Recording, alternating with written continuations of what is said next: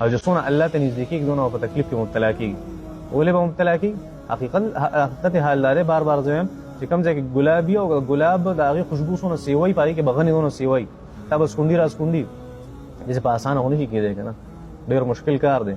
نو داسې کې دا الله جل شانو دا زما او ستا امتحان وي چې تېښته خو نه کوې چېرته، ځکه چې ایمان ته څونه او ځکه راځي چې نبي علیه الصلاة والسلام وفرمایل چې د ټول زیاتې سختې په انبیاء کرامو راځي، او بیا چې څوک هم د هغې په نقش قدم ځي په هغې به تکلیف راځي، څوک هم د هغې په نقش قدم ځي تکلیف پکې راځي. ته به چې الله دونه سختي ولې کوي، الله جل شانه په نظر کې د دنیا حیثیت نشته سوا د دې نه چې انسان دلته د الله عبادت وکړي او د الله د امتحان پاس کړي او هلته هغه اصل ځای ورته میلاو.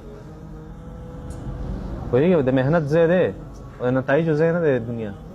الله جل شانه ولې داسې کوي؟ حدیث کې راځي، بخاري شریف روایت دی، نبی کریم صلی الله علیه وسلم فرمایل که د دنیا حیثیت ته الله په نظر کې د ماشي د وزر برابر کافر له یو ساس کې اوبه هم نه ورکړی. کافر له حالانکه وګوره کافر خود ژوند تېرېږي د مسلمان ازر څه دي که نه هغه د مسلمان سره نشته که نه، داسې نه ده، همدغه شانتې ده. مسلماني دغې ته وایي چې په هغې کې تکلیف، مسلماني خو هغې ته نه وایي چې داسې د دغه په شانتې د بل ګیټ په شانتې یا د ایلان مسک په شان زندګي